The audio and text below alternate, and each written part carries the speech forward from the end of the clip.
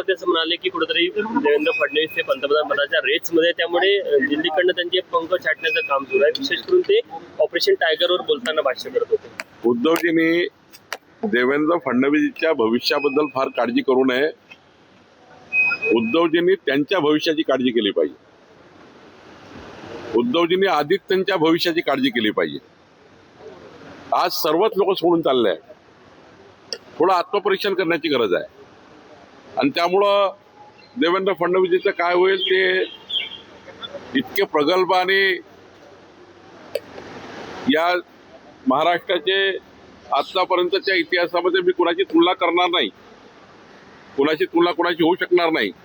पण या राज्याच्या 14 कोटी जनतेला विकसित महाराष्ट्र देणारा, महाराष्ट्राचा अष्टपैलू नेतृत्व असलेला नेता आमच्याजवळ आहे.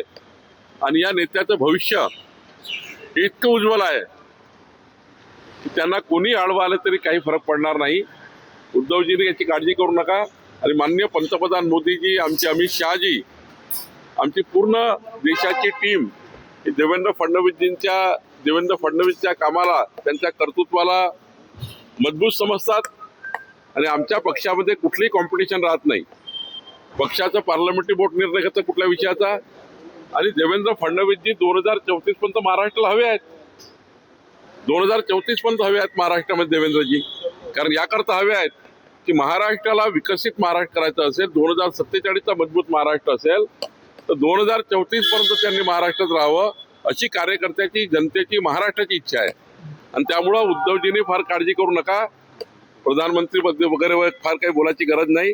त्यांचं भविष्य जरा त्यांनी बघावं. उद्धव ठाकरेंनी हे बी काय की पत्र दिलं होतं, भारतीय निरीक्षकांनी पत्र दिलं होतं, कारवाईची मागणी केली होती त्या संदर्भात. मी आज पुन्हा प्रताप सरनाईकजी मंत्री यांच्याशी बोलणार आहे. मी मागच्या आठवड्यात बोललो होतो की काही जे रिटायर्ड अधिकारी आहेत ते अजूनही नोकरीमध्ये असल्यासारखे वागतात आणि अजूनही बार्गेनिंग करतात, मोठ्या प्रमाणावर करप्शन करतात, पैसे जमा करतात, अशी तक्रार 140 अधिकाऱ्यांनी माझ्याकडे दिली. मी मागच्या वेळी प्रताप सरनाईकजीने मला आश्वासन दिलं होतं की 100% अशा अधिकाऱ्यांना जेरबंद करू. केंद्रीय, राज्य लेवलच्या ज्या या ठिकाणी संस्था आहेत भ्रष्टाचाराच्या वर कंट्रोल करणाऱ्या, त्याकडे यांची कारवाई करू. मी आज पुन्हा प्रताप सरनाईकशी बोलणार आहे. बीड मधल्या 25 तरुणांना म्यानमार आणि थायलंडच्या सीमेवर ओलीस ठेवण्यात आलेलं आहे.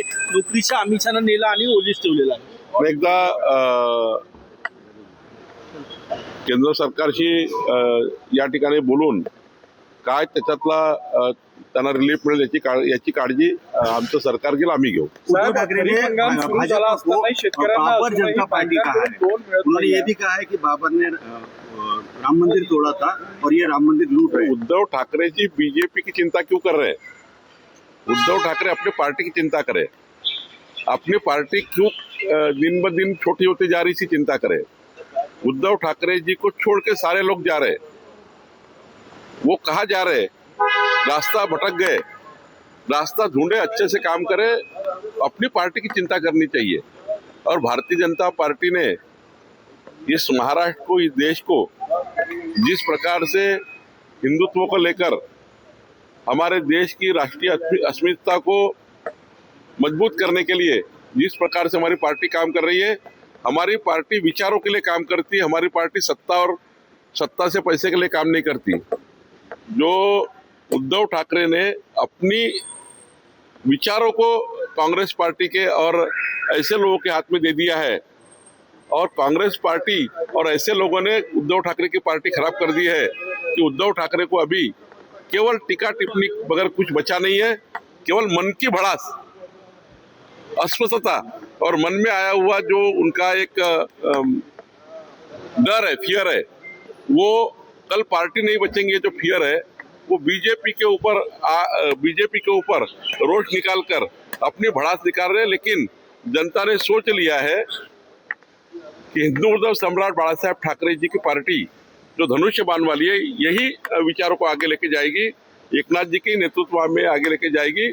और बीजेपी इस बीजेपी पे इस प्रकार से गंदी टीका करना, ये उद्धव जी को जस्ता नहीं है. जिनके साथ आप 25 साल दोस्ती में रहे, 25 साल जब दोस्ती में रहे, आप हमारे साथ रहे, तब हम लोग अच्छे थे.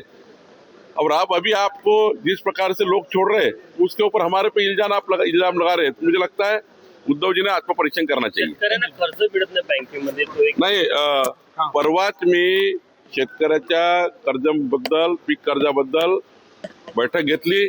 या बैठकीमध्ये सांगितलं की ज्या बँका प्रायव्हेट बँका शेतकऱ्यांना कर्ज देणार नाही त्या बँकाचे शासकीय अकाउंट बंद करण्यात येतील.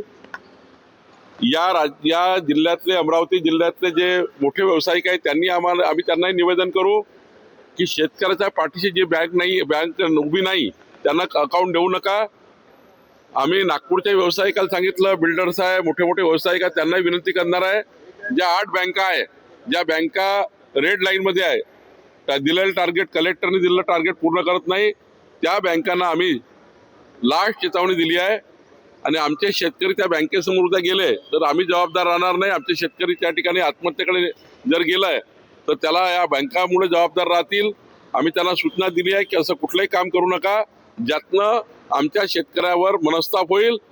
सर्व बँकेने आमच्या शेतकऱ्याचं टार्गेट पूर्ण केलं पाहिजे. नागपूर महानगरपालिकेच्या जवळपास निम्म्या शाळा 112 शाळा 10 वर्षात बंद झालेल्या आहे. 11,000 विद्यार्थी कमी झालेले आणि आहेत. आता आम्ही त्याचं यावर्षीच्या प्लॅन मध्ये परवाच कमिशनरशी मी सांगितलं यावर्षीची डीपीसीचा जो निधी आहे 150 कोटी त्यापैकी जवळपास 30 कोटी रुपये तुम्ही शिक्षणावर खर्च करा.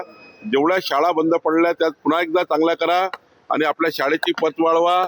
तिथल्या आमच्या महापौर नीताताई ठाकरे असतील, आमच्या तिथे स्टँडिंग कमिटी चेअरमन आहे, या ठिकाणी त्या सर्वांना मी सांगितलेलं आहे की त्या सर्व शाळा चांगल्या करतील. शिवानी दानेला मी सांगितलेलं आहे, उपमहापौराला सांगितलेलं आहे. त्यामुळे सर्व शाळा चांगल्या करण्याचा कार्यक्रम यावर्षी आम्ही घेतोय. Thank you sir.